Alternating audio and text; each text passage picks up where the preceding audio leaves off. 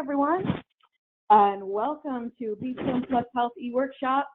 This is Tracy Berardi, Program Manager of BPM+Health, here with Ken Rubin, our community convener, and all of our working group co-chairs. Thanks for hopping on and joining us today. This originally we were to meet, face to face in Reston, Virginia, for a workshop. And unfortunately, we've postponed that agenda until later in June at the next OMG meeting. But to keep up the great momentum of the community, we decided to take these 3 days and launch into work sessions. So this first segment is just an update on the community, where we stand, our objectives over the next 6 to 12 months. So we'll hear from Ken and then the chairs of each work group. We encourage you, you're welcome to add questions into the questions tab, and we'll pause and take those. And if you're looking for the schedule of work group meetings starting this afternoon, Wednesday and Thursday, you can visit the BPM+Health website in the events tab there. I'll also post this into the chat in just a second. But why don't I turn this over to Ken Rubin to get started. Ken? So thanks. Before I jump in with the community update, I wanted to take a moment to thank our sponsors. So without the help of our sponsors, workshops like this wouldn't be possible. And I've been kind of, in particular, for this event, the gold sponsor is Maximus Federal, and Maximus has been a tremendous supporter of the community, and had wanted to say a couple of words about kind of why they got into this and what they're hoping we can drive as a collective. And I think that'll really set the stage as we head into the week. So maybe I could ask Elizabeth to spend a moment and just kind of give us your perspective on this before we jump in. Hi, yes, this is Elizabeth Smith. Happy to do so, Ken, and appreciate the opportunity. I'm Elizabeth Smith, as Ken said, Senior Vice President of Federal Health Strategy for Maximus, and a really big supporter of this organization. My background is consulting, organizational development, and strategy, primarily in health and benefits. So Ken and I have known each other for many years, and I was really pleased when he asked me to assist with the BPM+ marketing and strategy efforts. So what I'd like to do is just spend a couple minutes talking about what we've come up with so far in terms of the organization's priorities and long-term vision. But first, on kind of more personal note, just to let you know, I'm a brand new employee for Maximus. I've worked with the company for over a year as a consultant to help them design the federal health strategy, and joined them just yesterday as a full-time employee to help implement the strategy. Maximus is a different kind of company with a focus on health and social business process, with IT as an enabler instead of as their primary product. And they focus on health and social business processes and have a really unique capability around clinical services. As part of the strategy design work that we did last year, we looked at the predictions for the future of healthcare, and those predictions all describe highly personalized, consumer-centric healthcare where patients and their caregivers are more actively involved in their treatment plans and are enabled by telehealth and wearable devices. And this is all supported by interoperability, both systems and data and genomics. Future changes in the brick and mortar delivery system are envisioned by these futurists, whereby hospitals are used for only the most complex and specialized procedures, and localized health hubs perform more routine care and also link patients to a broader range of support services. And changes in the clinical workforce are foreseen, where clinicians work more efficiently and effectively and are joined by new professions with skills in data science and analytics, among others. We then compared that future vision to our current fragmented healthcare system and the issues and initiatives currently underway, both private and by the government, including moves to value-based care, changes in payer and supplier reforms, as well as the enormous spend, which is over $65 billion to date and rising, on electronic health records. And we asked ourselves, what needs to happen in order to achieve that future vision? How does a consumer or a patient or a person wake up in the morning, turn on their smartwatch, and figure out if they need to eat something differently that day or take a medication? So we thought that one of the big missing pieces was the standardization and modernization of the clinical workflow.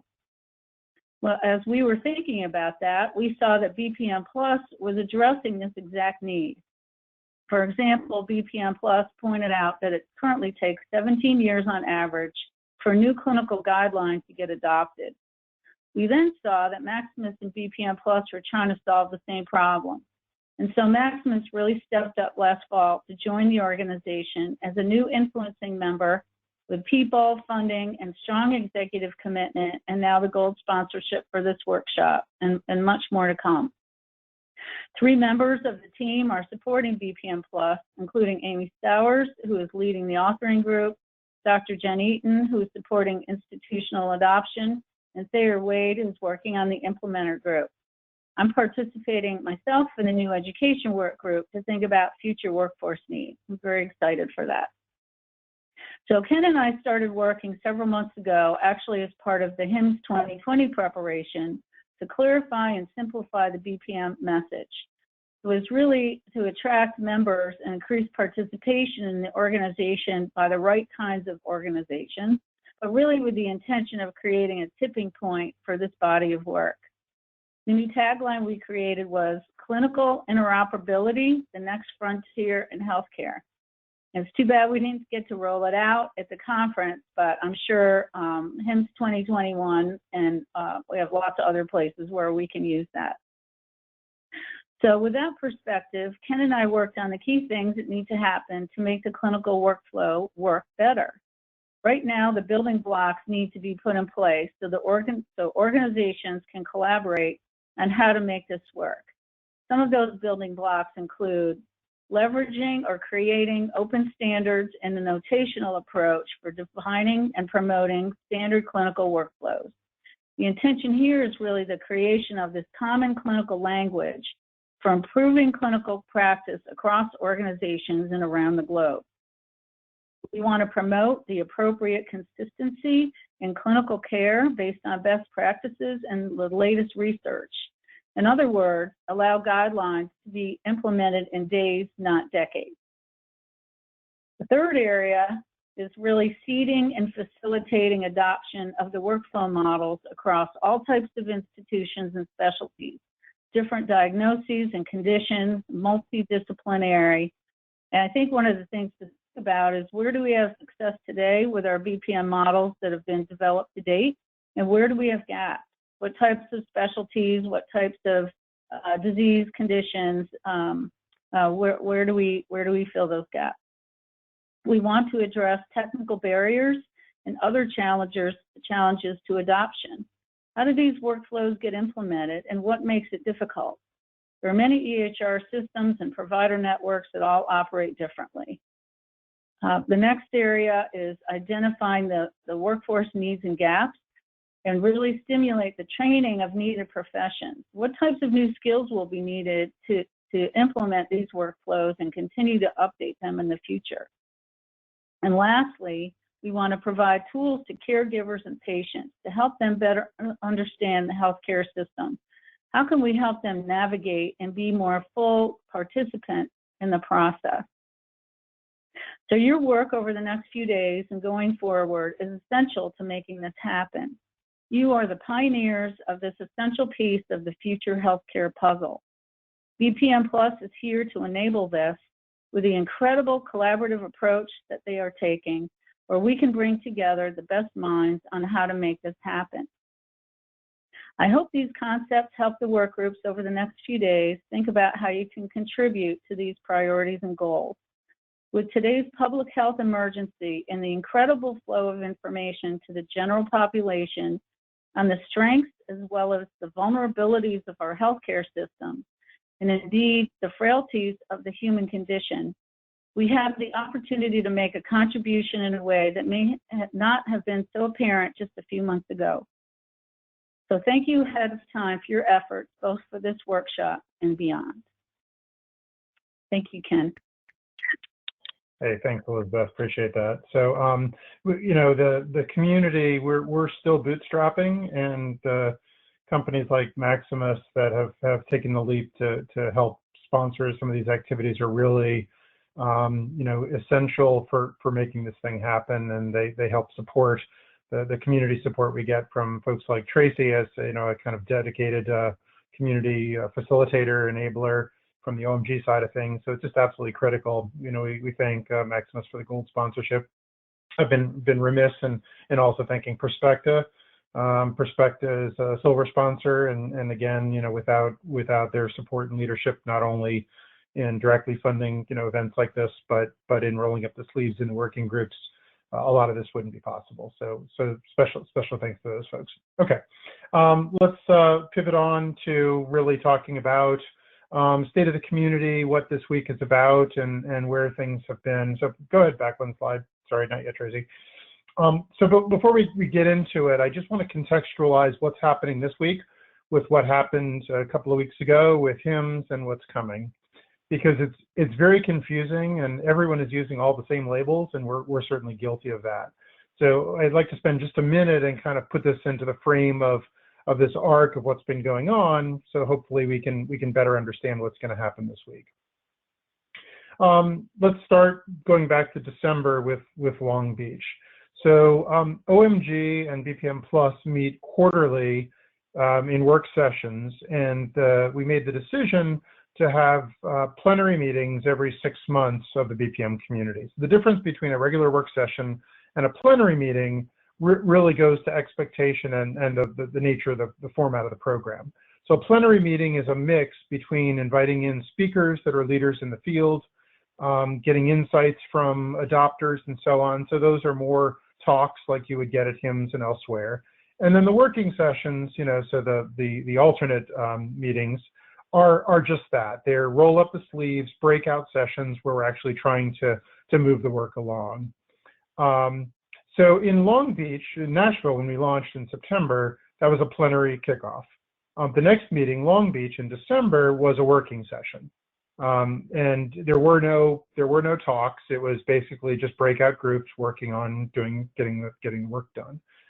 Reston, which was what was to have been happening this week, was scheduled as a plenary session, but given recent global events, it made a lot more sense to postpone the plenary. So what we've done is we've swapped the next meeting, the June Orlando session, with this one. So the plenary, where we have kind of featured speakers and so on, will all be happening in June. And this week is a set of breakout sessions. So apart from this talk today, where really just intended to help people understand what's been going on so they can be effective throughout the week, and then we have an hour scheduled for Thursday to outbrief what actually happened this week. The rest of the week is roll up your sleeves. And this is a virtual working session. We've got a whole series of breakouts, and we'll go through the schedule in a bit. But that's really what the week is about. So in terms of expectations, if you are only interested in kind of hearing about what we're up to, this is the best session to get a broad overview, and we'll hear from each of the breakout groups on this call today. From here, it pivots into actual working sessions. The good news is this week is not that different than what most of the work groups have been doing for the last several months anyway. So most of the folks you'll be hearing from today have been sharing working sessions, working calls, which have been done over teleconferences, using webinars and so on to advance the work. And we're going to be doing the same thing this week. It's just that all the webinars are going to be scheduled kind of more during the day job and with more dedicated time than we would normally get week over week. So hopefully that frames really what the week is about, and what we're set out to accomplish. And we'll, as we hear from each of the different breakout work groups, we'll hear a little bit about what they've been up to and what some of their goals are for the weekend and the coming months. So without further ado, what I'd like to do is catch all of you up on what's happened since last time as a broader community, because not everyone is able to attend every event that's happening around BPM+. So I'm going to give you the 50,000-foot view based upon what's been happening across the entirety of the community. So if we could move to the next slide. So for those that are joining us for the first time, I'll spend just a minute on this. For those that have been around, this is all old news. BPM Plus is a community of practice to advance this notion of shareable clinical pathways. And I think Elizabeth, did a really nice job of establishing the business case for why that's important. Ultimately, clinical best practices are something that we all know we should be following. We've got professional societies and other leaders that are authoring this guidance. The current, international crisis is a great example of the need to get, best information broadly disseminated to a point where it can be consumed and used very effectively. So that's a huge, it's a great, not sweet spot, but it's a great, case study in that regard for the types of things we're trying to do. I wish we weren't in a crisis to draw attention to that. We're based in using open standards, and we're very supportive of commercial interests and ultimately COTS tools. So we don't want to invent our own. We want to promulgate these types of approaches in the marketplace. We want to have a robust, thriving ecosystem of whether it's nonprofit or for-profit organizations that are bringing their capabilities to market that are based on open standards. So people that want to consume and use this stuff aren't locked into any one offering. I mentioned we launched in September of last year, so we're about 6 months in now. We have enjoyed some early success, in part because of the legitimacy brought to us by our key supporters. So organizations like HIMSS, HL7, and so on were among the earliest to get behind this effort and say this is something worth doing, and the OMG and BPM Plus are a credible place for that to happen. And frankly, I don't think we would be here without the help of those industry supporters, notwithstanding everything we get from the OMG. And ultimately, this is a not-for-profit industry trade consortium.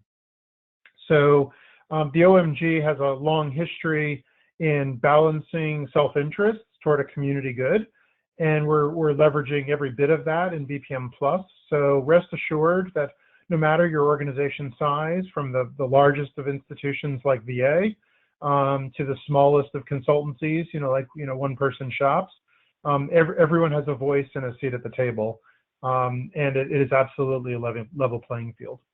Why don't we move to the next slide, please? Okay. And again, if we have questions as we go, we will take time after each section to respond to questions. So please just drop those in the questions area. So the state of the community, we've been running informally for over 3 years, officially launched in September. At the moment, we've got a little over 30 organizational members. I'd really love to see that go up. I'll come back to the membership versus participation in a moment. We established an ambassador program, so we've got better than a dozen ambassadors of BPM Plus. These are folks that are willing to take off their day job hat and put on a community hat and have conversations with you or your respective organizations. So again, I don't want to spend too much time on the overall community stuff. I do want to get to the status update. We've got, the website is maturing every day. We've got a lot of great content up there. We've got sessions on demand. We've got interviews that have been conducted. We've got slide decks that you can use. We've got white papers. We've got our core community artifacts like the Field Guide to Shareable Clinical Pathways. That's kind of our constitution. It's really the backbone for what we're doing. We're making advancements around tooling, and we're going to hear a little bit from the tooling folks on the call today. And one area we've not made much progress, and that's my fault, is around the policies, the governance, and elections. So we made a commitment at the launch that we're going to have, it'll be an open organization top to bottom. We plan to have, policies that are all discoverable and followed, formal elections for every leadership position. Everyone you're going to hear from today is in an acting role, as part of this kind of bootstrapping of the community. So we appreciate everyone being willing to do that, and those folks who choose to will be able to stand for re-election. But at the moment, they're operating in good faith and helping us move forward. If folks could mute, please, if you're not. Okay, thank you. All right, so why don't we move on to the next slide, please? So what are the work groups? We'll hear from all of these today. Just so you've heard this is the tell you what we're going to tell you. We've got 5 work groups. We will stand up new work groups if or as necessary. The first is around authoring. How do you actually create guidance based on BPM+? The second is around institutional adoption. How do you bring these practices into a setting or into an organization and actually make this work? How do you configure, the software? How do you think through how you're going to deploy a workflow? How do you make organizational role decisions in terms of actors involved in the pathways and so on? The third community is implementers. That includes, software developers, vendors, and so on. How do you actually take this stuff and make it work in IT? So that's a little bit different than the institutional adoption. So institutional adoption takes into account organizational change management and those kinds of things. Implementers have to worry about code releases and product builds and all that kind of stuff. The fourth work group is around methodology. These are the folks looking after the core specifications and how they fit together, making sure that if you follow BPM+ guidance, that your pathways are actually shareable and they meet the objectives we originally set out to achieve in the community. And then the last, certainly not least, work group, which is really launching this week, is academic and professional education. So two sides of this coin. One is around medical schools, informatics programs, et cetera. How do we train up the next generation of folks to be conversant in these techniques and be able to apply those? The professional education side is working with organizations like your clinical professional societies and your working health informaticians so that they can adapt the way they actually author guidelines and guidance to be more effective and be able to capitalize on all the benefits from what happens here. So that's the quick tour of the groups, and we'll hear more detail from each of those in just a moment. Next slide, please. All right, so this is kind of the punchline. I'll end with this. First, before I get started, I guess the last point before jumping into this is I'd like to differentiate between participants and members. So we want the barrier to entry to engaging in BPM+ to be as low as possible. To participate in the work groups, at this point, you can just dial in and start to contribute. We expect in very short order that there will be a simple contribution form. So we need to be sensitive to litigious times and intellectual property and patent infringement and all those kinds of things. But we also want to make the community as engaged as possible. So the idea is to have an individual contributor form, something that you can sign to say that you're acting in good faith and you're not inserting a poison pill of IP that can turn around and be used to sue the community later. We can't have that happen. But conversely, we want to keep it as approachable as possible. So that's the middle ground we're working with now. That may flex based upon our experience, but that's where we're starting. So what that means is everyone, we've got close to 50 attendees on the call now. All of you can dial into these calls and you can contribute, and we'd love to see you do that. In terms of membership, there are reasons to be members, and it's important that we have members. This community won't survive without its members. To hold the leadership role, all of the co-chairs you're hearing from are members. To initiate a new project or activity, you need to be a member. To vote on work coming out of the community, you need to be a member. To use the logo and formally kind of, not to endorse, but to have the logo presence and so on, you need to be a member. You don't need to be a member to consume the assets. The assets we produce are freely available. But it's important that people consider membership and jump into the pool if you believe in what we're doing and want to help that. All right, enough of the pitch. So Long Beach ends up being very fortuitous because for a couple of the work groups, we had folks that weren't able to attend in the room, and we made kind of one-off exceptions to hold portions of that meeting virtually. And we're taking the lessons from that particular experience in the schedule this week.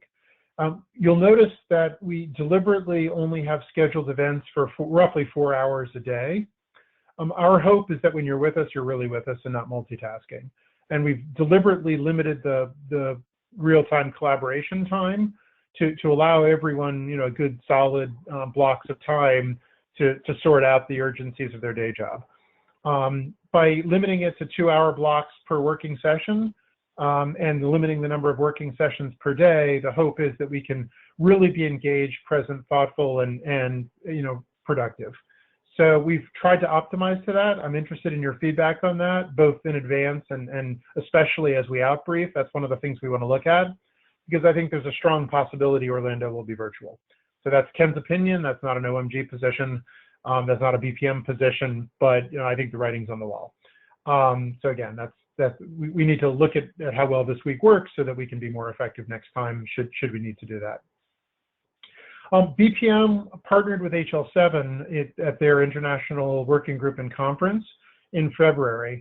So HL7 had a meeting in Sydney, Australia, and we were able to set aside an entire day for a BPM workshop. And that was kind of more of a plenary type session. So we had several talks. We had, I guess there were 5 or 6 sessions overall, including an interactive jumpstart session that was led by Robert Lario. Overall, that was incredibly well received. The HL7 community, many of the co-chairs that had co-chair responsibilities elected to cancel a working session of their meeting and encourage those working group members to join BPM Plus for part of the day, not all day, but part of the day. We ended up with an outstanding attendance throughout the workshop and some very strong interest in the HL7 community. And I think that's very important, because I think BPM is very complementary to specifications like HL7 Spire. And one of the things that to me is very important is dispelling notions that these are competitive activities. I think they're complementary activities, and that went a long way toward addressing that or removing some of the yanks there. For HIMSS, we did a substantial amount of work heading into HIMSS, and I don't know if anyone was more disappointed that HIMSS wasn't able to meet than we were. We had the good fortune to be able to mobilize very quickly, and a special shout out to Tracy and the OMG staff for being able to arrange and then pull off a virtual conference. Really, it was less than a few days after the week HIMSS was to occur. Actually, it was during the week HIMSS was to occur. So that happened, I guess, within 5 days of the cancellation of HIMSS. All of the sessions from that virtual conference are available on the website on demand. So if you're interested in those topics, I encourage you to surf over there and stream them at your leisure. A piece of breaking news: I was on the phone yesterday with a senior health analyst from Gartner, briefing them about BPM+, and the briefing went exceptionally well. They're very interested in what we're doing, and hopefully we'll be getting more attention from Gartner. I think industry analysts have a substantial role to play in getting the message out of what we're doing and why that's important. And I mentioned we're launching that new work stream today, education. So we've done our best to deconflict that with other work sessions so people can sit in other working groups and still attend the education or parts of that education session. I would encourage all of you to do that. So in terms of what's coming, I mentioned Orlando. We're working on an award to show recognition around the use of BPM+ and it will be FIRE. And this is being done in conjunction with HL7. We're not ready to announce the details of that yet, but it is coming soon. I mentioned the governance. The governance is an area, so this is bylaws and elections and all those things. We've really not done any substantial work on governance. That's something that we'll be spinning up. The governance activities will be limited to members only, so that really affects the future of the organization. So the governance thread in particular is a members-only activity and not open to all participants. All of the content activities are open to all participants. So for members that are interested, we'll be getting word out on the members list about those work sessions and get a cadence going so that we're ready when we need to be to meet our commitment for September. And then the last thing, and I'm just going to tease this, and we'll come back to this at the tail end of this webinar today, is around COVID-19 mobilization. So we formed a little informal Tiger team to kind of think through what we can do to help. So this is not a marketing thing. This is an all hands on deck. There's a crisis occurring globally, and I think we hold some of the puzzle pieces to help as a society, help us respond and support, those first line caregivers, and people that are doing the right thing by self-quarantining, do that more effectively. So we're not quite sure what we want to do yet. We have some use case candidates that we wanted to throw by the community, and we'll be asking the work group chairs to consider setting aside a few minutes time throughout the week to maybe beat up some of those use cases, come back with some recommendations, and figure out if or where we can help. Ultimately, if we can't add value to the situation, we're not going to do it. We're not just going to do this. It's not a PR stunt. We're not just going to do it to do it. But if we think there's opportunity to contribute that can move the needle, we'll do that. And whether that's us leading the charge for a particular area or offering resources behind some other organization that has something cooking where we can add value, we want to do that. So we're exploring those opportunities, and we're fortunate to have some folks that are, pretty versed in the public health space that are advising us on that. So with that, why don't I, quickly toss the questions. Do we have any questions, Tracy? No questions yet. Okay, terrific. So at this point, I think we wanted to jump into the different community work group briefs. So why don't I pass the baton back to Tracy and let her lead us through the section.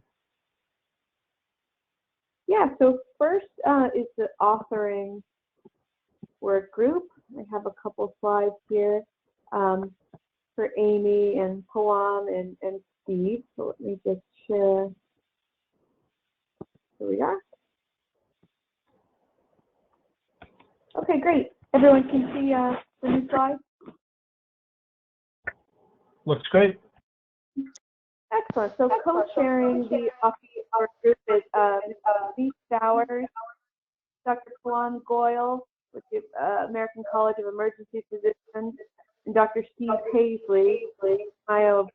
So I'm going to turn it over to Amy now and mute myself. Just sorry for the background.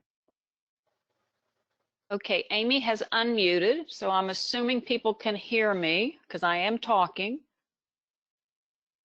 Thanks, Tracy, for the introduction. I want to get started by saying it's a pleasure to serve the first time as the authoring group the chair.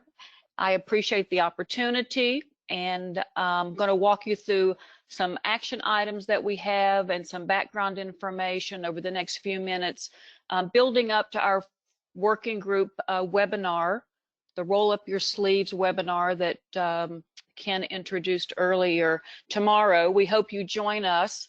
It's tomorrow at 11 a.m. We're going to have 3 hours that we're going to produce some amazing artifacts and some work leading up to the next session, going to be in June.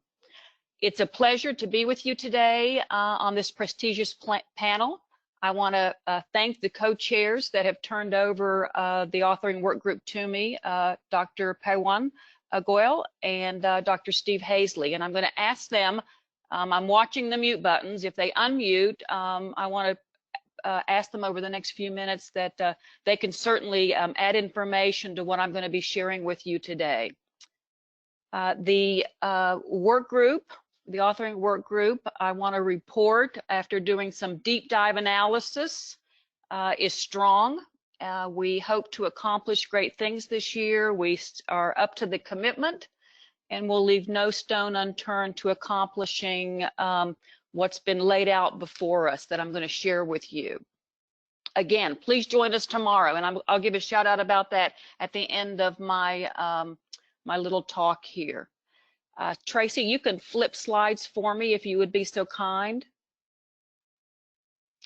I want to tell you that we are grounded in the BPM+Health Charter. I'm not going to read all of the slides, but I am very big on the stake in the ground and marrying back, if you will, what our action items are and our accomplishments back to what we have been asked to accomplish.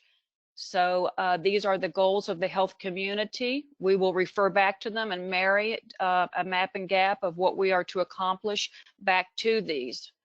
I next have supplied for you a little bit of information about me and my background. As you saw on the first slide, I am a registered nurse, clinical informatician, and that's the hat I wear. A shout out and a thank you to Maximus Federal for supporting me in this role, and for BPM Plus and OMG, again, allowing me to serve in 2020.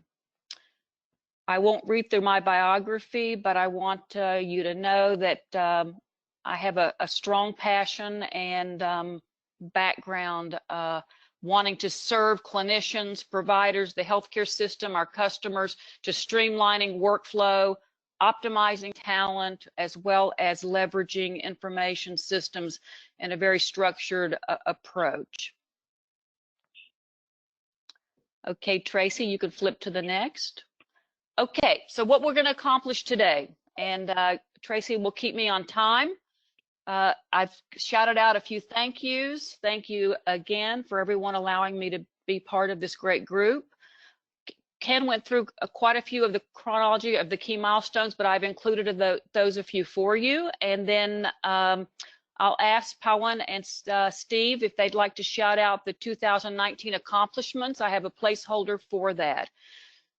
The overview of the health charter we've already talked about, but I want to also give you a flavor, tell you how I look at the peer communities being integrated and interoperable. And then we'll do not a deep dive, but an overview of what action items we have been asked to accomplish this year and how we're going to get our work done in tomorrow's session. Okay, Tracy, you can keep flipping. Okay, I joined the group for the first time in Nashville. I've included some information about the Nashville takeaways.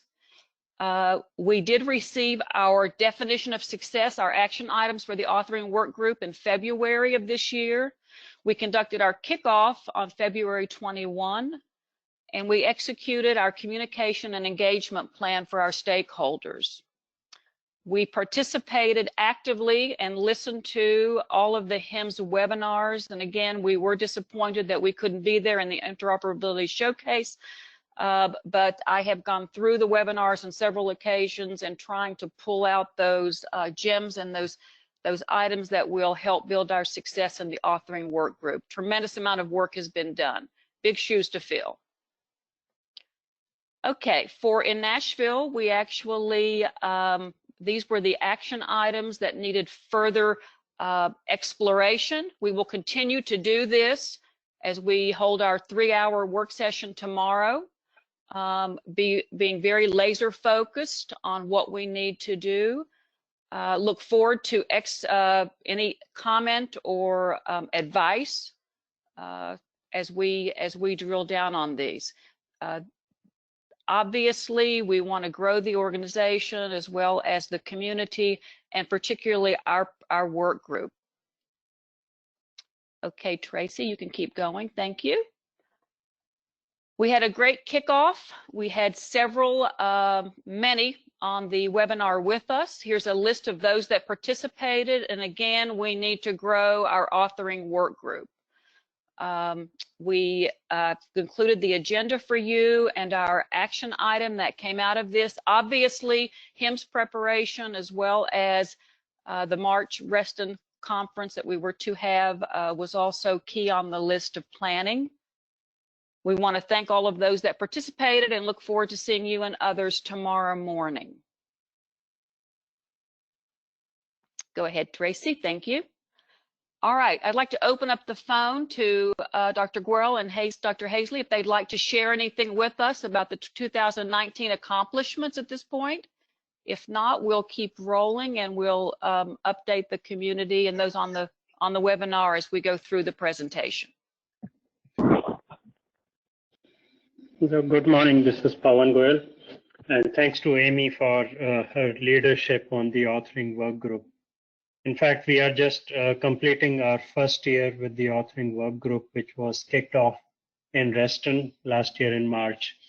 And one of the action items we had agreed upon to look into some of the use cases and try to develop version 1 of our business process model around those use cases.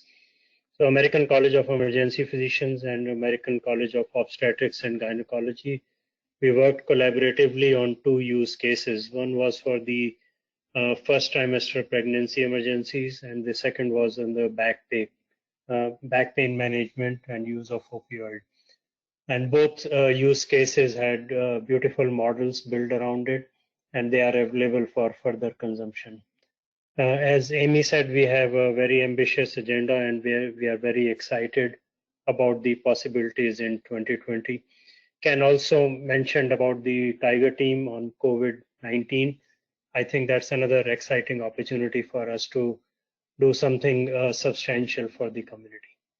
So look forward to working with all of you, and thanks for joining this morning. Amy, over to you. Oh, thank you so much. Okay, we'll keep rolling, Tracy. Thank you. Okay, folks, authoring community, focus on writing, distributing content, healthcare practice patterns. You'll see the other working groups listed here, new working group, academic and professional education, and you're going to hear more from all of the chairs of these fine communities. Okay, Tracy.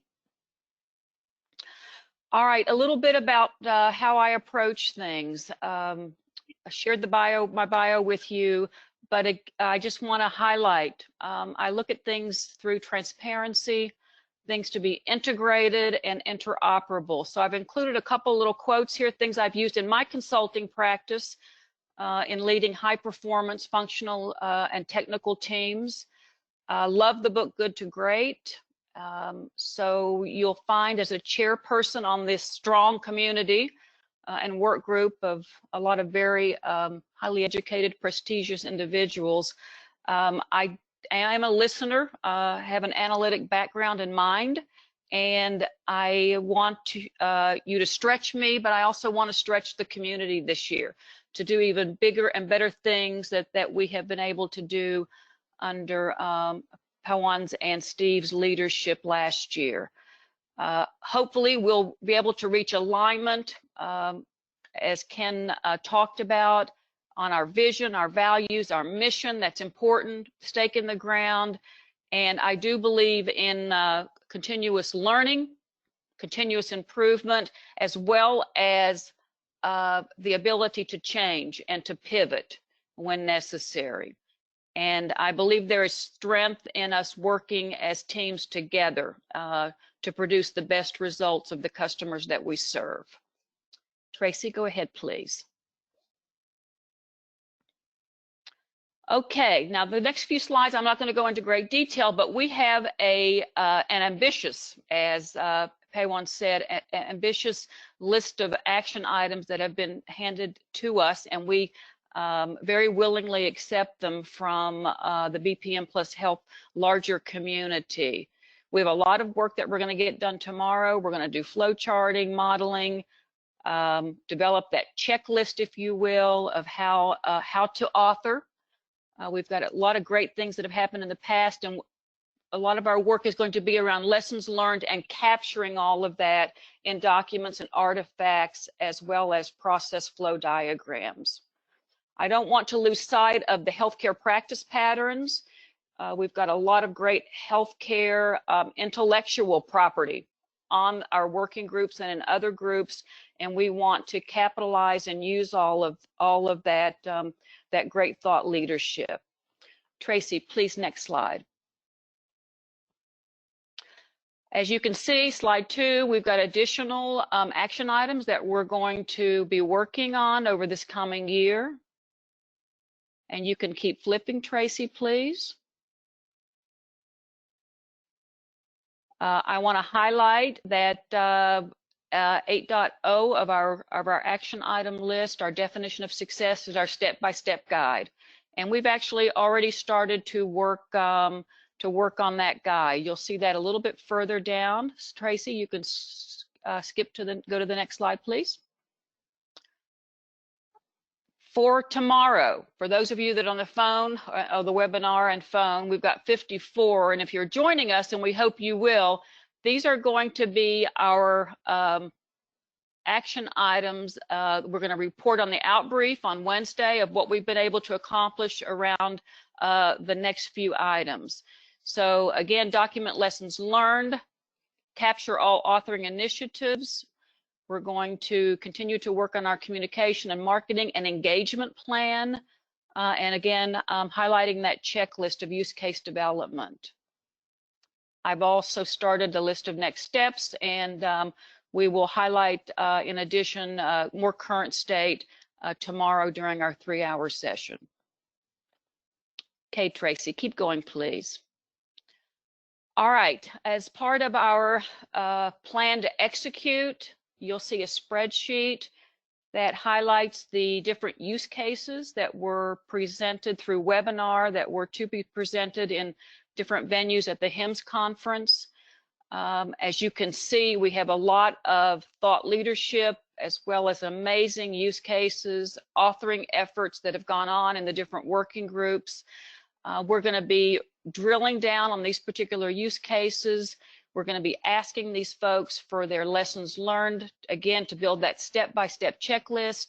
We want to talk to them about how they use the shareable clinical pathway documents, the 2.0 documents that came out, so we can feed this information back to other groups, use it in our authoring work. Best practices, compliance to standards, because again, this is all information that will go into our step-by-step guide.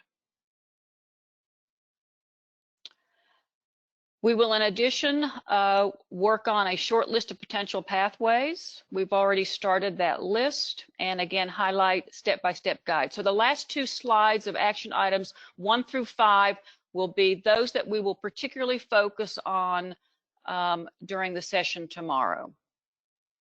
Thanks, Tracy. Keep going, please. We have a start point for our use case strategic analysis. I just threw in some information as a description. This spreadsheet obviously will be drilled down on. We will be adding categories. The column that says feasibility evaluation, yes or no, will obviously have information behind it, but I wanted to give the group a flavor, if you will, an idea of how we will be working through analysis on use cases that we would like to proceed with and evaluate during 2020. Thank you, Tracy. Keep going, please. I've done some evaluation into the field guide of shareable clinical pathways, and the next 2 slides highlights information taken from the shareable clinical pathways, again, going to, if you will, building on that step-by-step guide. So we will use these in tomorrow's session, and I give them to you today so that people will have time to think through them. In summary, thank you very much again. I'd like to thank Maximus, Perspecta, Powan and Steve and Ken for all of the support. Rolling up our sleeves tomorrow. My ask is engagement, communication, lots of ideas, and look forward to serving in this role in a collaborative manner with everyone. I'll turn it back over for questions and or comments and or thoughts. Constructive criticism is always welcome. Thanks, Amy. Yeah, and any questions, feel free in the questions box. We do have one more general, not specific to the authoring work group, so we'll save that for after these briefs. So thanks, Amy. And just so we're going work group by work group, and just as a refresh, stake in the ground, we have 5 working groups total. So we just started with authoring. We'll move on next to institutional adoption, then the implementation/vendor work group, then the new education group, and we'll end with the methodology work group. So I'm going to pull up some slides now for the adoption team. 1 second. And sharing the institutional adoption work group is Teresa Cullen and Jane Shellum. Share. And so Jane and Terry, the floor is yours. Great, thanks a lot. Jane, do you want to say anything before I jump into the slides?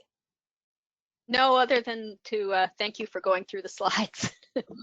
Okay, so we are co-chairing the adoption work group. We once again need to thank Ken for putting us together. It's been a great experience to work together. I actually apologize that I don't have a list of the work group members. We've had a lot of people float in and out. I actually just added them up. We've had about 25 people that have touched this work group to one extent or another. And we've had, Jane, this will blow you away, 10 meetings.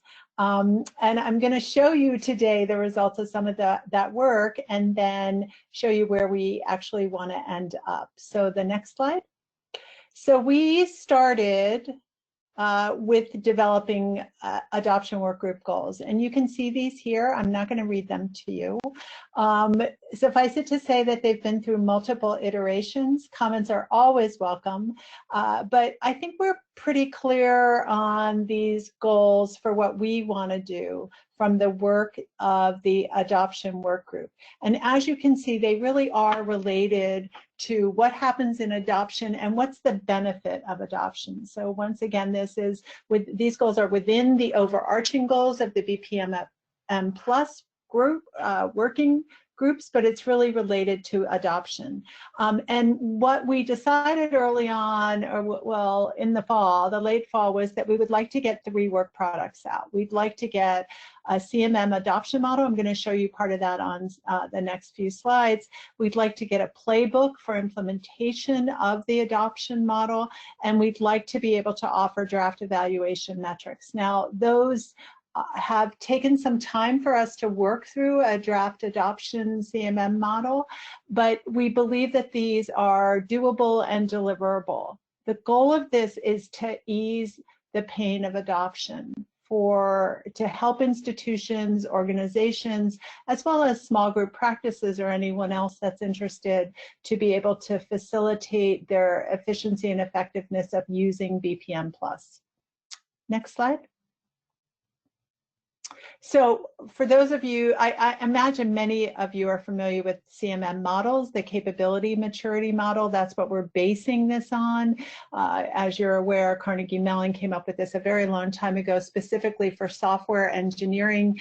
You're probably also aware that CMMs have been imposed and developed for multiple other areas and domains. Our goal was to be able to, once again, gain that efficiency and effectiveness of using BPM+.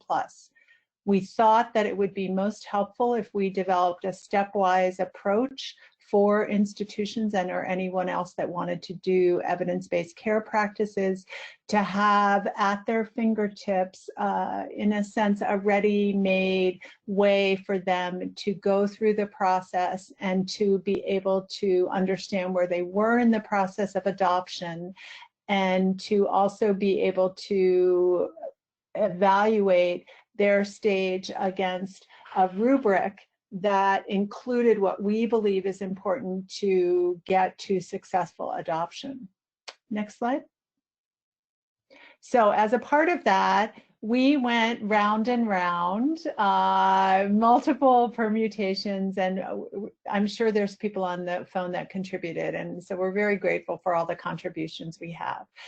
We have a draft model. I say it's draft because in the next few days we're going to be looking at it more closely. We urge your participation and to give us impact on it, input into it. But you can see the domains. So the domains include institutional standards, guidelines, policies, skills and expertise, stakeholder management. That second bullet should be under stakeholder management. Knowledge, assets, tools, and automation, and goals and measurement. For those of you familiar with CMM models, the fact that there are 5 columns that reflect maturity should be a second home to you.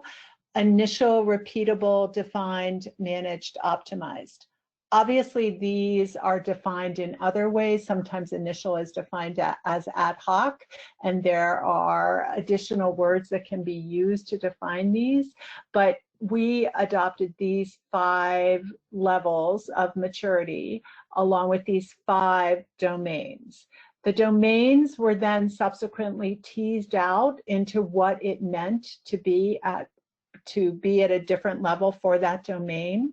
We started with level 3, which is defined, believing that it would be easier for us to reach consensus on what should be in a defined, for instance, domain of institutional standards, guidelines, and policies, and then walked our way out both to the right and the left to be able to give specific knowledge and guidance about what it would mean, for instance, to be at an initial level for knowledge, assets, tools, and automation. Now, this document is a large document. I did not put all of it in this slide deck. Kind of, you can think of it as a teaser to, if you want to know more, you should come to our adoption work group. If you can't come, we can make sure you can get access to it to comment on it also.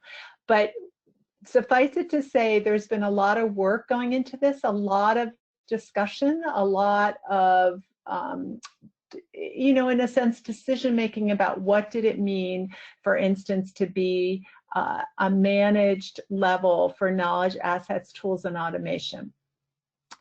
Before we go to the next slide, I just want to remind you that what you're going to see on the next slide is a subset of one domain. It is not the entire domain guidance for what it means to be at these different 5 levels.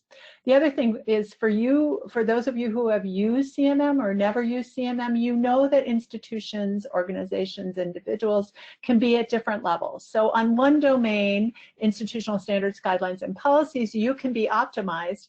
And on the other domain of stakeholder management, it would be hard to believe you'd be at initial, but you might just be at defined.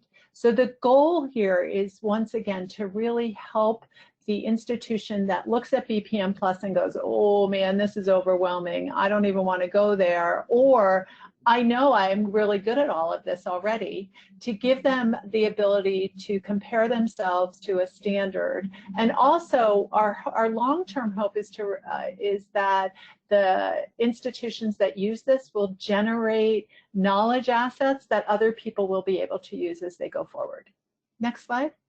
So this is like the ta-da moment. Here's the exemplar of the proposed adoption workgroup CMM, only for institutional standards, guidelines, and policies. Hopefully you'll see, if you walk through this, you would, if you're coming from an institution, you might be able to recognize where you are. You can see that as you go from initial to optimize, there's additional rigor applied to the process. There's additional formalities. By formalities, we don't necessarily mean bureaucracy, let's be clear about that, but that there is this belief that from an optimized perspective, once you're there, you do have a formal process. Once again, this is only part of the institutional standards, guidelines, and policies. We have a lot related to policy because, as you can see, this doesn't include all of those different areas. But this should give you a taste of the work we've been doing. I always look at these as living documents. This may not be, you may find contention with this from where you sit. It may be that we have not been as inclusive as our goal has been, and so we welcome feedback on this model. The model right now has been developed in a way that there is a display of the model that doesn't have line items in it, but for those of you who have ever done research literature reviews or reviewed articles for submission, we've developed another part of this that has, you know, 1A, and you could send us a comment about 1A, so we'd be able to implement that. Is that it for my slides, or do I have more? So let me briefly walk through our agendas, which are going to be updated a little. We actually have a lot of sessions. Don't feel like you need to come or join all of them. Obviously, we would welcome people to stay and help us, but you can dump in and out if you want. So today we will probably be reviewing and updating the maturity model, having edits. If you join that group, we'll make sure you have access to a copy of the maturity model and don't feel like you have to give us all our edits there. The second half is really to discuss the need for a playbook, implementation guide, and how we want to move forward with that. Next slide. Our Wednesday agenda is a little more detailed. We have 2 one-hour sessions. This is really to accommodate timelines of people that are engaged. We want to look at approaches to the playbook. The assumption is that Tuesday we're going to say, yeah, we need a playbook, but we really want to have a dialogue around that. Secondly, on Wednesday, we'll be looking at some potential ways to approach the playbooks. For those of you who have had the opportunity to download the BPM+ field guide from the winter, it's a marvelous guide. Our hope is that we don't need to develop as heavy a guide because there's so much amazing information in that current. Then in the afternoon Wednesday, we're going to start talking about ROI and value. I think this is a very critical conversation.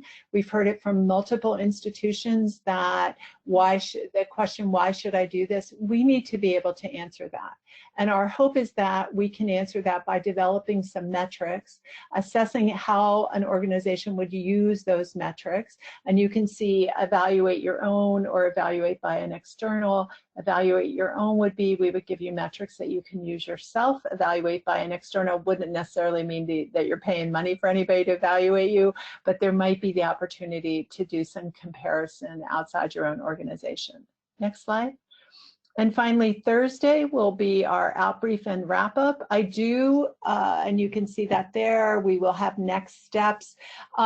This has been a slow but wonderful process. And the reason why it's been slow is that we have integrated the work we've done in everybody else's busy life. And right now, people's lives are even busier because of COVID.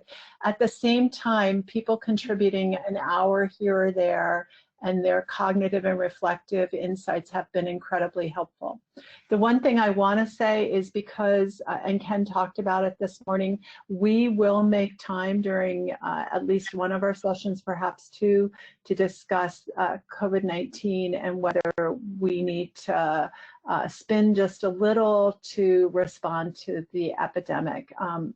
Jane and I will be figuring out when that shows up. So with that, I really want to thank everybody for your time and for listening to where we are. Thanks. Thanks, Terry. Okay, one second. Up next is the implementation work group chaired by Bo Dagnall from Perspecta and Ken Allgood, healthflow.io. Pulling up a fresh slide. Thanks, Tracy. You're welcome.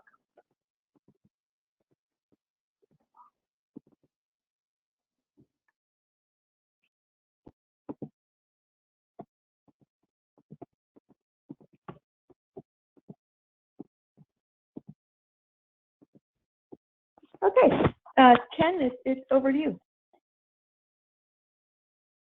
Okay.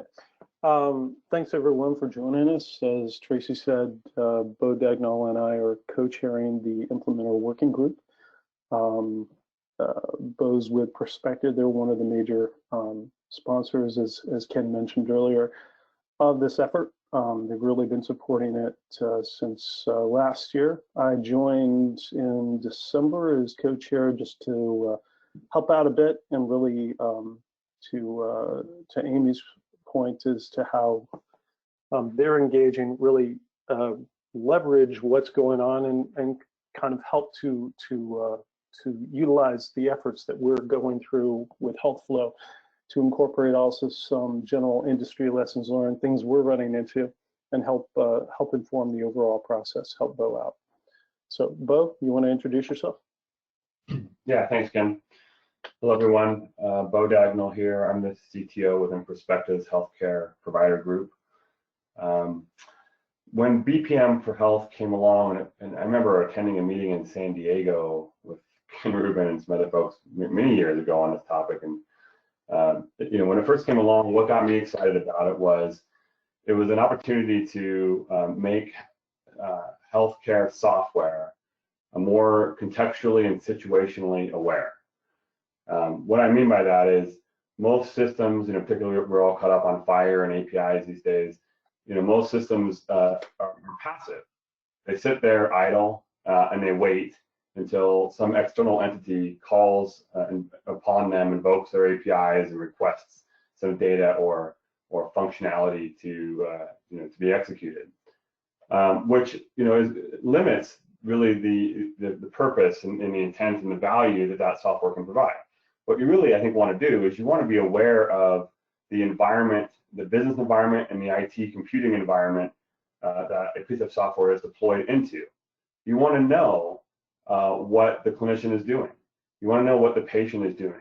You want to have understanding of their workflow and their activities and the processes and the decisions they're making, so that rather than sitting idle waiting for something to call you as a piece of software, you can understand and predict what information is needed, when and where and for whom, and what decisions are being made, and is there any opportunities to automate what is currently a bunch of human, sometimes menial, time-consuming tasks.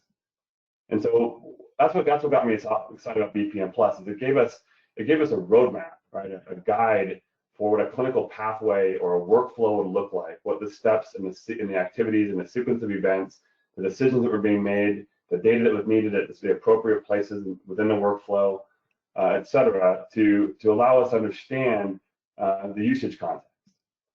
And so when we got the chance to start thinking about how do we implement BPM+ models of software, that's the lens I was looking at it through, and started thinking about, okay, I've got a clinical practice guideline that describes how to treat a patient with diabetes, for instance. And I need to be able to understand what are those steps, for each of those steps, what data is needed and necessary, and what are the inputs and outputs, and what decisions might be made that I might be able to automate with some clinical decision support, or at least support, I should say, with some clinical decision support behind the scenes, and then make the software system responsive and aware to what those models are doing. So I just wanted to offer that up as sort of a way to, I guess, provide insight into how I'm thinking about this, and hopefully how we can, move out of the community. Ken, anything you want to add to that before we go into the details? Yeah, along that same line, we're coming in looking at it from, in addition to being able to have that insight, also being able to have that shared semantics, and being able to take these clinical workflows and actually make them more shareable and more reliable across the organizations, both inside of systems as well as outside. And again, achieve that capability to be more proactive, have that visibility into what's actually happening. But I think to an earlier point, as these best practices are identified, as we can start to standardize them in models, as new ones come out, we can immediately adopt them, make them available to a much, much larger audience, and again, drive that better patient outcome. That's what we stood up Health Flow to do. So thank you, Bill.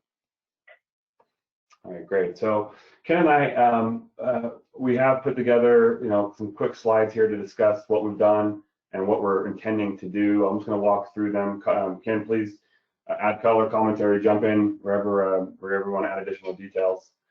So we met last year at the last plenary session. We sort of kicked off the group informally. And honestly, we haven't done a whole lot as a community since then.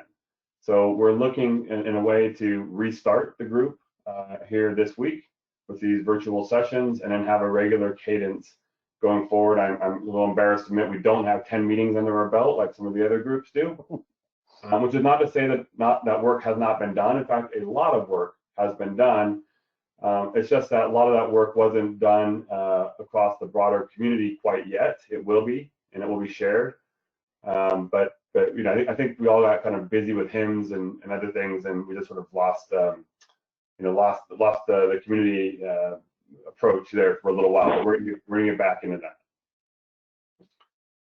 Yeah, it's the risk of being focused on implementation. We really were targeting, okay, for hymns, how can we take these existing models and standards and show that they can be implemented across a wide variety of infrastructures? And so at this point, to Bo's point, a lot of the existing working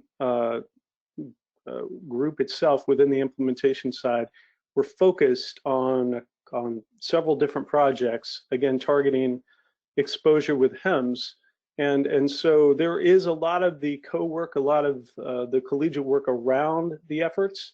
It's already taken place. It's more the matter of now we need to coalesce it into one single presentation and really kind of drive forward from there. All right, next slide, please. So please forgive the wordiness. This was put it and copied over from an email. If you're reading it as an email, it would make sense to have such verbosity in the language here, but a slide that's hard to read. Basically, we identified sort of 5 key objectives, and the next 2 slides start to outline what those 5 points are. So we wanted to say it right up front. We wanted to understand and have a sort of consensus and group discussion around what does it mean to implement a BPM Plus model? What is your target or your level of detail around the implementation itself? What are you trying to drive from the user experience? Right? Are you trying to simply make the BPM Plus model a source of requirements so that someone can go and say, okay, now I understand what the user is going to be doing. Here's the 5 steps they're going to follow, et cetera. I'm going to write software and code it that that implements those requirements in a faithful way. Is that the target, or is it more than that? Is it that the BPM model itself is the software? Right? Can you implement it exactly as described because the BPM Plus standard is a computable standard in its own right? Right? So can you use sort of model-driven architecture approaches, or at least the process, to be able to implement that software as it was described by the modeling team and drive system behavior? And if you do drive that system behavior, are you doing it where you actually present the model as a activity diagram, or the BPM Plus diagram on the screen and letting people walk through the steps, understand where you're at? Or is it more behind the scenes? Is it driving the behavior of what the software screens are being presented in the order in which those screens are being presented? And the end user doesn't even necessarily know there's a BPM Plus model behind it. But these are all open-ended questions. And what we want to do as a group is have a discussion around, what is the user experience we're trying to drive to? What is the quote target, of the implementation for the BPM Plus model itself? And how does that work, sort of behind the scenes? We also want to discuss, can it be extended, right? So as any sort of standard, you oftentimes have to build towards a common, the least common denominator to get, that which is the consensus amongst the group of interested parties. But in doing so, sometimes you lose the specifics of a given use case or a given organization's requirements. So how do we enable the ability to extend models? And if they are extended, how does that impact, the level of implementation we're targeting and the overall user experience as well? So those are some of the key points we want to get into. Before we go to the next slide, though, Ken, anything you want to add to that before we go to the next 4 points? Yeah, the only thing I would want to highlight is, again, part of to the earlier point, the teams thus far have really been focused on 2 or 3 different implementations. They had something else in their minds, but each one did cover a different perceived outcome from a UX UI perspective. And so our goal is to establish a set, if you will, not necessarily one way to implement or one target for implementation, but if we were to target a different user experience, what would that look like? And come up with a set of those implementation references, those targets, if you will, that we can then go ahead and help to drive and inform some of the other working groups as they develop their methodology standards, their modeling standards. If this is our goal, here's something that we might want to consider. And also specifically that model extension piece, I've been working with DoD and VA specifically in health interoperability for about the last 10 years. HL7v3 was something which was brilliant in many ways, but unfortunately it's in its overall perceived specificity, as well as some considerations around its extensibility and just overall implementation weight, if you will, from an organization standpoint, immediately impact adoption. It was perceived in many cases as not being adoptable really in a real world situation. And what we're trying to avoid here with this BPM plus health approach is to be able to drive adoption through implementable models that are well understood as to the value proposition, as to what they're bringing, as well as having a governance structure underlying all of this which is flexible enough to respond to changing requirements and be able to implement that best practice as it's defined. Excellent, thank you. And next slide, please. Okay, so point 2 of our stated objectives is to begin to gain an appreciation for what different organizations or individuals have done in this space so far. I'm with Perspecta, and I know about Health Concourse. That's my product and my frame of reference. Ken is very, he's with Healthflow. He knows about his work. But what else is out there? We're going to get a catalog of what's going on so we understand, all the different efforts and how they've approached the problem. Which sort of leans into number 3, which, what's worked and what hasn't, and what lessons learned can we share as an organization, as a community, so that we understand the path forward.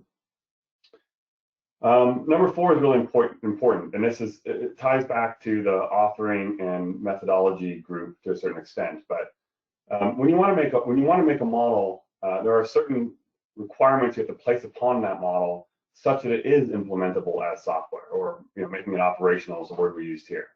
Not all models created by anybody just automatically can be implemented as software. There has to be a certain set of metadata and rigor and semantics built into the model itself that allows the model to be self-describing and computable, such that a software system can read that model with no prior knowledge about it, can understand the intent of that model, understand what data is required and the semantics of that data. Are we talking about FHIR resources or HL7v2 messages or database structures or whatever it is? Understand the intent and semantics of decisions that are being made across that model so we can try and provide some clinical decision support behind the scenes. And if those things aren't well described in a semantically consistent and computable way, then the software itself doesn't know what to do with it, right? It's just noise from a software perspective. Right, and so we haven't done this yet, but as a group, we need to really get clarity around what are the requirements we need to place on top of the model and have feedback back into the methodology and authoring group, such that the models we receive can in fact be implemented as software. And then point 5 here is reference architectures and implementation. So we want to, and this is sort of abstract stuff, and we may not all conjure the same image in our mind. It may not be tangible to everybody. And so we want to start having, things we can look at and kick the tires on, right? Architectures that don't necessarily describe any particular product or product stack or solution, but describe the elements of a solution, right? The repeatable, reusable components and how they orient relative to each other, such that somebody could use that as a blueprint for what a solution might look like. And then lastly, a reference implementation. So an exemplary or an example of, what does an implemented model actually look like when it's running as software? It may not necessarily be what your target organization wants to do with it, but at least it gives you an idea of what others have done and gives you a sense of how it works behind the scenes. Ken, anything you want to add? No, just I think you hit all the key points. Our main focus specifically on that last point, and to a lesser extent is on 4, is really it's about being able to tell the story of what is there. Is what you expect to be there actually there? Again, getting back to many of the standards that are out there, it's really centered on the implementability, the adoptability, and really the value proposition for organizations as they look at adopting these, incorporating them into their application and solution workflow, and really their operational workflow as well. We want to reduce impact. We want to have that return cycle to provide visibility and ensure that we're also able to have a process which is responsive to the consumers that are using the standard. Great. Okay, so that concludes our outline of what we intend to do with our virtual sessions this week and all follow-on sessions that follow. Of course, we'll add additional things as they come up. We do have two 2-hour blocks at 11 Eastern, both Wednesday and Thursday, dedicated to this topic, and invite you all to join us. Yes. Awesome. Thank you, guys, Bo and Ken. And we got a question that came in that is specific to your group. And I know you could probably address this quickly, Bo. It's just asking about the relationship between BPM Plus and the Prospective Health Concourse. Do you want to address that quickly? Yeah, so BPM Plus, of course, is a standard, and Health Concourse is a vendor product. Health Concourse has a component within it that allows you to implement and ingest and register and then ultimately run BPM Plus models as software. So it is a working example of how to implement models of software, and perhaps will be, contribute into the reference architectures and sort of reference implementations. But by no means is it the only way to do it, right? So I'm happy to share details on Health Concourse and give examples or demos of what we've done behind the scenes to help people get a sense of it. But again, it's just one example of how this could be approached. Yeah, and in regards to health flow, we take the BPM Plus models in on the front end, where we use them as the basis for operations from a healthcare clinical information delivery perspective. So it's another example that's why they're mentioned there on the screen. It's another example of an implementation leveraging the BPM Plus Health model, and again, it's different from the way Health Concourse leverages it. It's used more as a framework input from a starting point perspective for us, but it's another reference implementation that we can speak to and show alternatives of how to leverage these models moving forward. Great. Thanks, guys. Okay, so that was working group 3 of 5, just to baseline us again. So up next is a brand new work group that we're really kicking off this week, the Academic and Professional Education Work Group, co-chaired by Dr. Anna Orlova and Dr. Lee Wise, who are both on the line.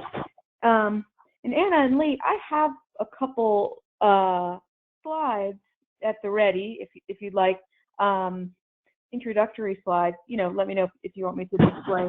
Happy to do that. Maybe just this initial one I can start on with a little backdrop. But welcome. If you'd like to say hi to everyone. Anna and Lee, over to you.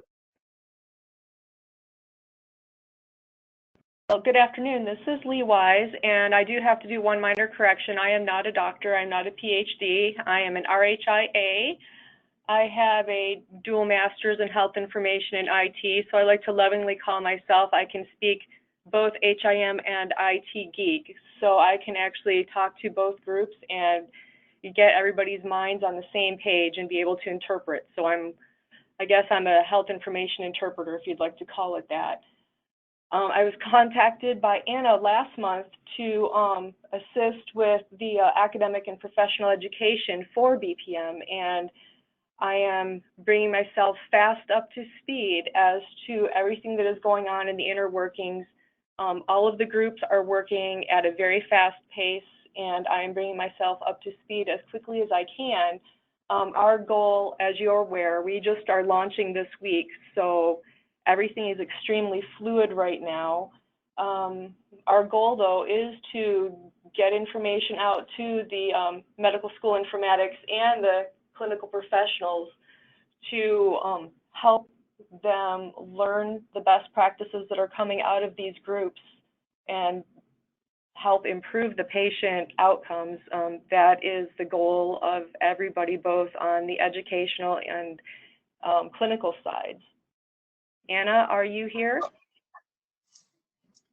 I was muted, sorry. Anna, hi.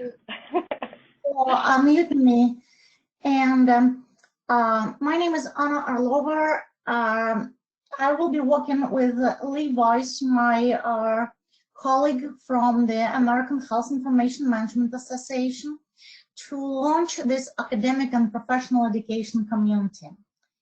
And this particular work group, the idea for this work group came from the AMA meeting in November, when Ken and myself were talking about how to ensure the adoption of clinical pathway standards, and the idea came that we really need some capabilities within the initiative related to both academic and professional education. And you see right now on this call, myself representing academia, and I will say a few words on my background in a minute. But more importantly, you see here Lee Weiss, who just agreed to co-lead this initiative during the launching period, and I hope moving forward as well, because Lee represents is a really important group of stakeholders that traditionally may not be viewed as an important partner in the standard development activities, or at least in those I participated. So you see right now here, as proposed, the goal of our community that focus on providing academic and professional education.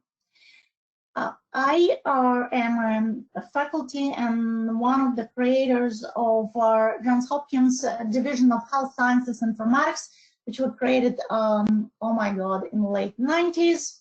And since that, I've been teaching first public health informatics because that's my area of expertise, but currently I'm teaching health information technology standards and systems interoperability course at Hopkins.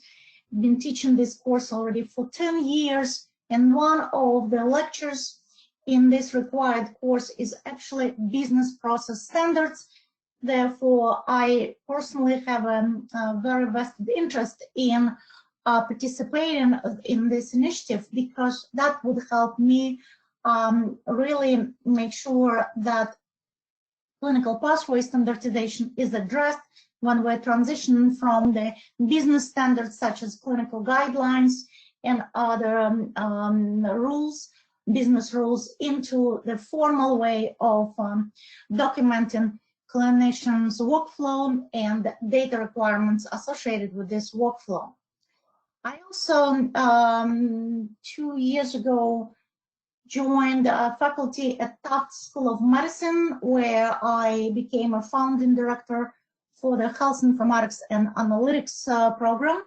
And I currently teach there also the introduction to health informatics and analytics, as well as various courses related to public health informatics, as well as health information system standards and interoperability.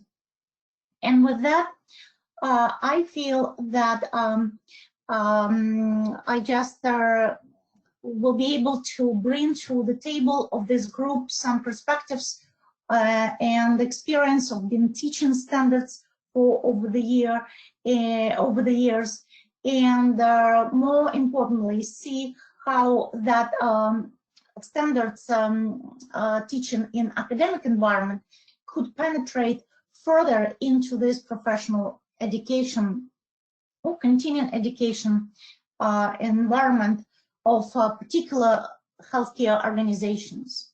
And the reason why I was so thrilled to see that Lee Weiss agreed to join me in this effort launching this initiative is because Lee was one of the leaders of American Health Information Management Standards Task Force. At that time, I was a senior director for standards at AHIMA, and Lee was one of the leaders of this task force. Together with Lee, we developed several standards at IHE. By the way, under the leadership of Lee, together with 80 AHIMA members, we just developed standards at IHE and also ISO Technical Committee 215 Health Informatics. And I see the partnership with health information managers are extremely important in this process of clinical pathways adoption, clinical pathway standards adoption, because within the healthcare organizations, health information managers are leading the activities called clinical documentation improvement, which is based on development of clinical pathways. and corresponding data requirements, eventually building data templates for data capture in electronic health record systems and ancillary systems within the healthcare organizations. So we are thinking about that effort as a true collaborative effort across the 5 communities that are presenting today. And I specifically would like to mention that in our work that we're trying to shape this week, we learned a lot from the adoption community. In fact, I personally and Lee as well participated in the calls of this wonderful community, and thanks to Teresa Cullen, and her group, we just basically have a really nice framework which we at the education community can use as a competency framework. You saw in her slides that they're focusing on skills and expertise and specific policies in the organizations, which could become eventually the competencies for our group to teach a particular stakeholders through the academic and professional education training. We will be meeting tomorrow from 3 to 5 p.m. And this is the time where we do not overlap, especially for a little bit at the beginning, with any of these communities under this clinical pathway standardization initiative. We intentionally created this way because we see our first role for and task for this meeting to learn from other communities just how we can actually use their work items, their expertise, and their experts in shaping the agenda for education in this initiative. So we look forward for transparent and a collaborative effort under this education community. We invite those who may not even think about that they could be educators, but we feel that all of us could be the educators, at least in the organizations that we are working at. And we just feel that it's important for us to build the group that will allow us to enable the adoption of BPM+ shareable clinical pathways across the industry. Lee, I know you started our presentation. Do you want to add anything to that? Especially, maybe say a few words why health information managers and clinical documentation improvement program are so relevant to BPM+ shareable clinical pathways initiative. Yeah, health information managers are, you know, it's one of those things that it's the stream that I swim, and it seems to be overlooked about how much we can participate and assist in all of these initiatives. And I am very grateful that I was able to get into the standardization groups. And I didn't mention it when I first came on because it just seems to be such a comfortable thing for me that it's just an everyday thing for me to work on standardization and improving the quality of patient care through standards. I have been creating programs and processes on my own and doing presentations at national AHIMA conventions regarding the importance of standardization and, you know, helping other groups that are looking for standardization process help. So I am more than excited to actually be able to participate in this group because I feel like I'm the odd duck in the middle of a whole bunch of very smart intellectual people on the other side of the fence, and I'm very happy to be able to be helping on the standardization from the health information management side.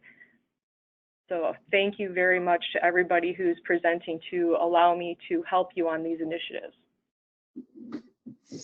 And we will climb together over this fence to elevate interoperability and standards, correct, Lee? We will not be standing across the fence. Right. No, it's going to be a coordinated effort. It's one of those things where I'm very happy the barrier has been pulled down so that I can work with everybody on an equal playing field. Thank you, Anna and Lee. Great. So now I'm going to hand over presenter status to the final working group, the methodology working group.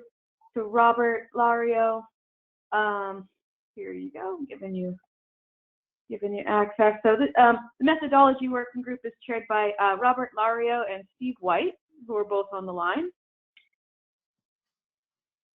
Robert and Steve? Great, I can see your screen.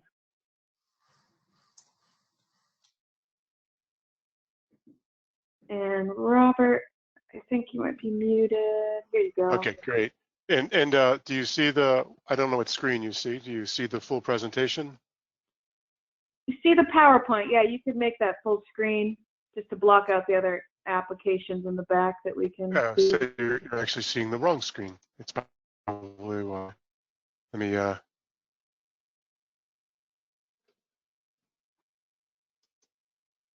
right, so do you see the full presentation? Yes. Okay. And did you unmute Steve White? So Steve, look, I think he's self-muted. There he goes. Yep. Yeah. Okay. All right. So my name is Robert Lario, and online is Steve White. Dr. White, we both lead the methodology group. We've been involved with the standards community for quite a long time. And we focus on the current methods of BPMN, CMN, and DMN, and look at how they can be used to represent clinical practice guidelines. As part of that effort, we developed, among others, there was a large community that participated in this, a field guide, which with the intention of giving guidance on how to apply these existing standards to the healthcare community.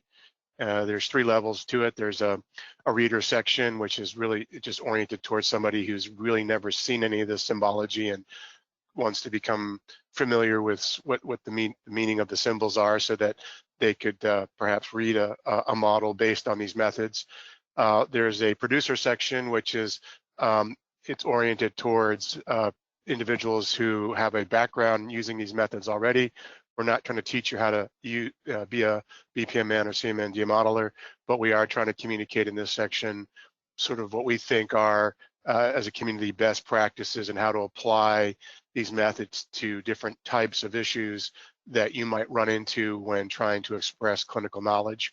And then the last section of the guide is on the consuming. When we develop models, we like to use the term platform independent model.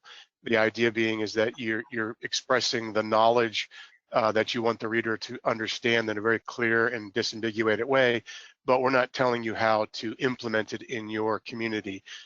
Different organizations have different requirements in terms of their physical structure, in terms of databases and where the information is located and all that. And so the consuming section is meant to give some guidance on what you need to consider when taking a platform independent model based on these methods and want to try to deploy it to perhaps your specific environment. We released version 1 back, let me go forward a slide.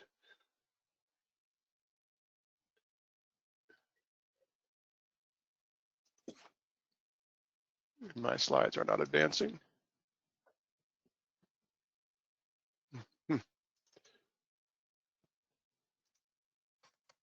Oh, okay. Yeah. So we released the first guide back in 2008, and then version 2 in 2019 December, and we are working towards releasing version 3. We're trying to hit sort of a every year kind of release, and we're looking to release this time next year at hopefully the Reston meeting in 2020.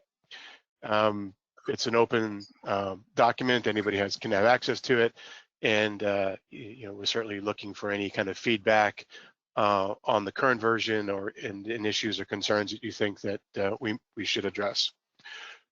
So as I mentioned, there are three primary methods that we are currently working with: the BPMN, CMMN, and DMN, the process modeling, case modeling, decision modeling. Those are our existing OMG standards, but as we've gone through this process over the last several years, and some of us have been involved since the very beginning, I think all the way back to 2016, and we were trying to apply BPMN, CMN, and DMN to clinical practice guidelines, we started realizing that there was where these three methods worked really well for specific types of knowledge, like process knowledge, case knowledge, and decision knowledge. We found that there were other types of knowledge present in a practice guideline that really didn't, these methods didn't really help elucidate very well. And so as we were moving further into this, we sort of identified these three other methods or languages you see at the bottom here. One of them called situational data modeling notation, the second knowledge package model notation, and then the last one, pedigree and provenance modeling notation. And these three methods are emerging. We're working towards trying to flush these out. The knowledge package is, when we looked at the clinical practice guideline, we could see in the guideline there's this notion of process, there's a notion of decisions, there's a notion of events and cases, but we weren't able to, we build those models, but we needed a way to wrap it all together, to put it almost like, think of it as the piece of paper that all the knowledge is sitting on. How do you bundle it all together? How do you describe what's the inclusion exclusion criteria for using this particular package? What kind of resources, if you were going to use this particular body of knowledge, what kind of organizational resources should you probably have in order to even implement this? Because some guidelines can only maybe be implemented in an emergency room, other guidelines in a clinical setting. And so we wanted a way to be able to not just express the process decision knowledge, but also the bundling of this knowledge and help give some direction when do you choose one knowledge package or one guideline over another. So we spent a lot of time trying to understand the sort of meta knowledge about the guidelines themselves, and that's what the purpose of the knowledge package is about. And again, this is an emerging standard. We're a year into it. We just had a review yesterday with the OMG folks, and we're targeting a formal release, if you will, to the OMG in, I guess essentially this December. We're looking for a beta release in June, and then a final release for consideration in December. The other package, or was there a question? Yeah, there is, Robert. Where might we find more information on SDMN? You should probably reach out to myself or Steve White, and we can direct you to those resources. There isn't a public site, if you will, where you can go to get anything. Most of this is just working within our team. We will gladly share it with anybody who wishes to, take a look at it. And also at the end, we even would like people to participate, to come join us, to help bring use cases to these ideas, to make sure that what we're doing meets the needs of the healthcare community. So the other area is the situational data. This was an area where we feel like, you've got almost like these pillars of a table where process knowledge is one leg, decision knowledge is another leg, and case knowledge is the third. We need this ability to sort of represent the logical data model that works together with these other three methods. We're not trying to come up with the Uber healthcare data model. We just need something to be able to fairly express the types of structures and data, and then the semantics of that data in tandem with the other three methods, and have it work together in a harmonious way. And so this is the third.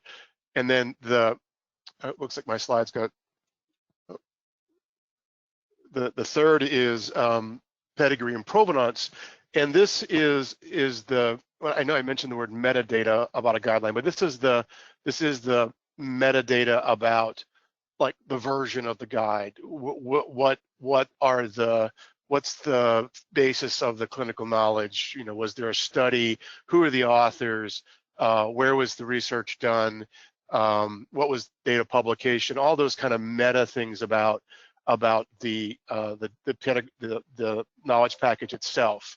And so we call it pedigree and provenance, and we separate these two out in our definition, because there's often a heated conversation is what is pedigree, what is provenance. Our definition of pedigree is what's the lineage of the thing that you're talking about? How did it come to be as it is today? What were the resources that were put into it? What's the heritage of it? What were the transformations done to it? That's the pedigree. Now the provenance has to do with custody. Who has control of the asset? Who owns or managed the asset over a period of time?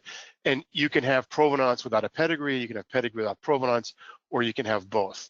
And so that's what the purpose of the pedigree provenance spec is about, is around, for us, is using this specification to document the lineage and the provenance of a clinical practice guideline, because that will affect the belief or the confidence of a reader, knowing that a clinical practice guideline came from one institution versus another might influence your uptake and belief in that body of work.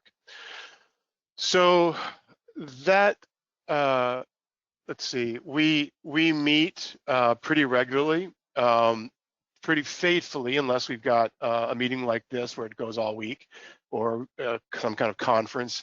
We have our pedigree provenance meeting pretty regularly, Mondays at 2 o'clock to 3 on Eastern time. Knowledge package is 3 to 4 on Tuesdays, and situational data is 4 and 5 on Thursdays. And you're all welcome to participate. It's open. You can send me an email, or any one of the people in the panel here an email saying, hey, how do I get involved? And ultimately it will find its way to me or to Steve White. I want to pause for a second. I haven't given Steve a chance to say anything. Steve, did I miss anything, or do you want to cover anything real quick? Not too much. You know, in terms of helping with the work, in addition to the meetings, we do have a Logic Confluence site which has a lot of the information. And if you want to join the group, we can get you access to that. It's not a public site because it's kind of work in progress and there's a lot of changes and so forth. But those who want to participate can get access to kind of the working material as we're going forward in building these specifications and all the requirements that we're identifying and so forth. So that's the only other thing I can think of. And so fix a quick typo on the screen there. This is our agenda for the week. We're going to meet this afternoon from 2 to 3. We'll be talking about the pedigree and provenance overview. It will actually only run for about 45 minutes, 15 minutes for discussion. And then we're going to run from 3 to 4, talk about situational data and modeling notation. And then on Thursday, we meet again from 11 to 12. We'll talk about the knowledge package. And then we've left open the last hour. We certainly have a lot of things we can fill that up with, but we think there might be some discussions on some ideas around the COVID-19. And I think, as you heard Ken Rubin talking about, some possible projects that we might be able to participate in. And so we're leaving that time slot open for that discussion. And that's it for me. Thanks, Robert and Steve. Great, so I'm gonna pass back to Ken Rubin. Robert, I'm gonna take the screen back. Thanks very much. Okay. So what we're going to do now, and I realize that we've got 10 minutes left, and we still haven't heard on our tooling update. So I'd like to focus on the tooling, and we put together a short white paper of candidate use cases on COVID. I don't know that we're going to have time to go over them on the call here. So what I might do is ask Tracy if we can get that document posted onto the agenda page. I can provide you some language so that people can download that at their leisure and take a look at that. You know, so again, these are just candidates. But what I want to do right now is move over to the tooling, because that's an area that I know we've been soft on, and I think we're making some progress. So do we have Preston? Hello, can you hear me? Yep, we're good. Go, Preston, please tell us what's happening on that front. Sure. So, yeah, I'll be super quick. It should only take a minute or two. My name is Preston Lee. I do also work for VA, and I'm also CTO of Logica, which is the combined entity of CIIC and HSPC. So I'll put my Logica hat on. So we have a MOU with the OMG to provide tooling resources in a number of different areas.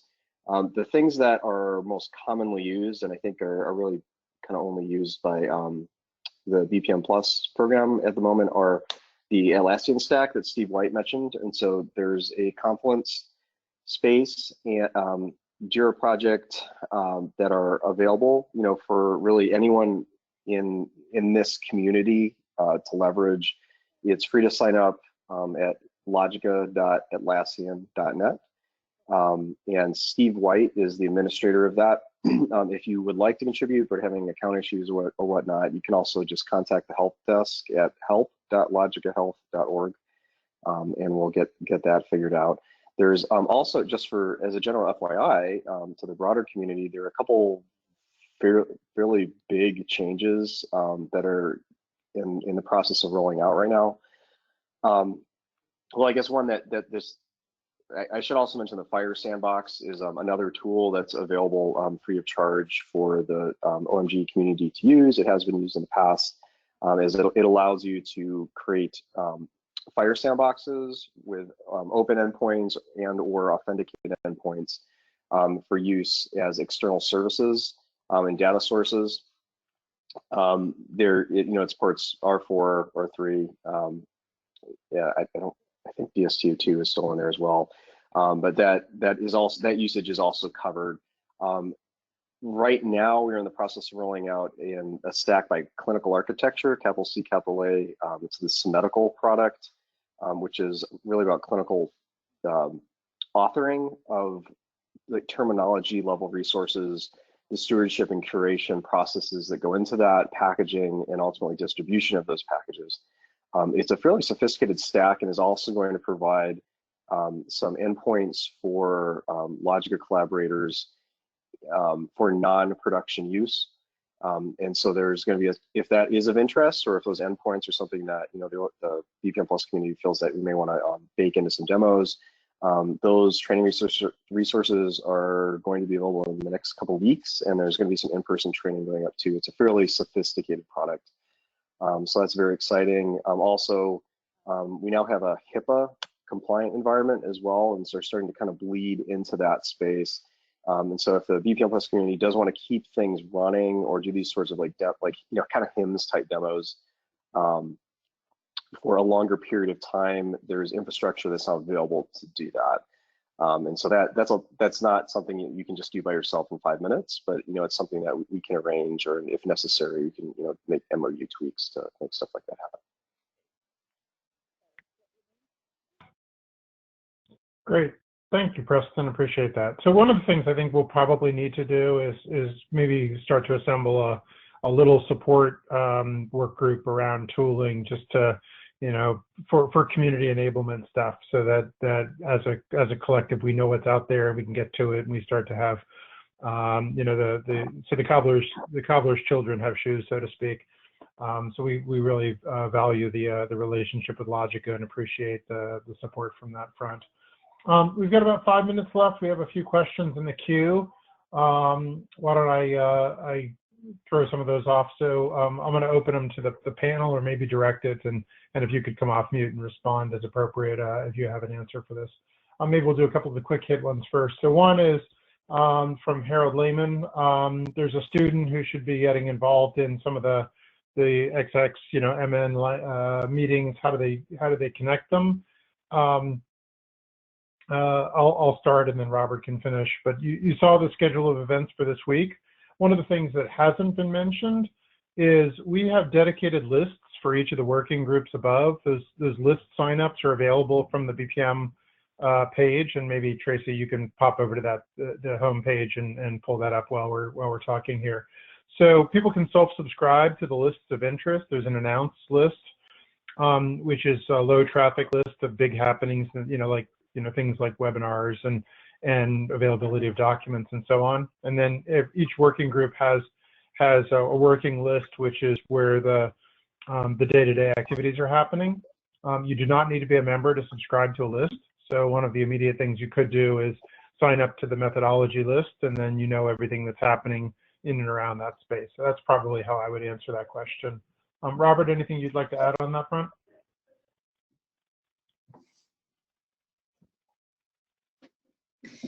Ken, may I ask you, may I request the permission to add to what you just said? This is Anna Arlova. Of course. Please. Harold, thank you so much for asking this question. And I actually have the request for those of you who are on the call, because it gets to this academic education. I personally shared information about this meeting with my students, both at Hopkins Standards course as well as at Tufts in the informatics and analytics course. But maybe those who are on the call today or at this meeting, also involved with other universities, and I think we could discuss this particular topic, how to involve students in our education community work session tomorrow. But at minimum, please share information about this initiative with your students and invite them to participate. Thank you. Thanks.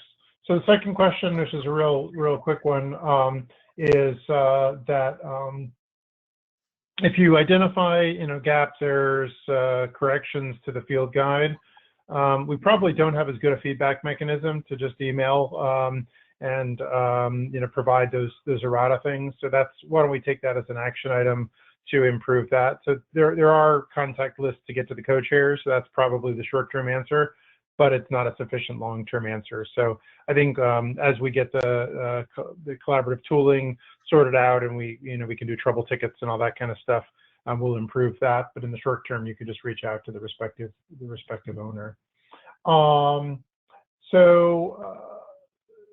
Jorge Ferrer had a question. With BPM Plus experience during the last 3 years, what do you consider to be the biggest achievement to improve patient care within, through the use of BPM Plus? Do we still have Jane Shellum on the line? Because I think you've got the best implementation story on that front. Maybe you could just give a soundbite or two and then tease your webinar on that. Sorry, Ken, could you repeat? So the question was, what experience do we have the biggest achievement to improving patient care through the use of BPM Plus? And I think you're probably farthest along on the implementation side. Yeah, thank you. Sure. So I'm flattered that you chose me because there's a lot of great work going on in the community. We are focusing primarily on DMN and CMMN to develop tools for our physicians to support complex clinical decision making. We have been using these models now for a few years, and we have a great IT team that is building out a foundation that can, as the implementation group mentioned earlier, there are a lot of different ways that you can use these models as food for IT solutions. We are hoping by the end of the year to be piloting an application that uses the models directly as software. But we're also using the models currently in clinical practice as specifications. So for other IT systems, as an example, the guidelines for the management of hyperlipidemia were updated. I can't remember now, it's probably been a couple of years ago, but we used DMN to represent the new complexity in those guidelines in a way. Our SMEs could read them easily, we could implement them into our systems and be confident that our systems reflected the best practices. So we're using them in a few different ways. Thank you. So we're right at the top of the hour. I know there are still a few more questions, so let me leave you with this. If you look in the room, you can see the URL, bpm-plus.org, and you can navigate to the workshop. Hopefully you found this page already because you're on this call. This is our agenda for the week. There's no barriers to participating in any of these calls, so you don't have to be a member. You can feel free to spread these appointments to folks within your organization that you think would have interest. And we look forward to having a productive, effective week this week. Thursday at 1 p.m. Eastern, we're going to do a short outbrief wrap-up. Basically, we're going to ask each working group to spend no more than 5 to 10 minutes on what they accomplished this week, and then we'll put into place some next steps. So thank you everybody for making the time. We will post the COVID use cases to this page at the underneath the agenda, so folks can take a look at that. We'll get that online as soon as humanly possible, and look forward to working with you all this week. Thanks to all the presenters and panelists.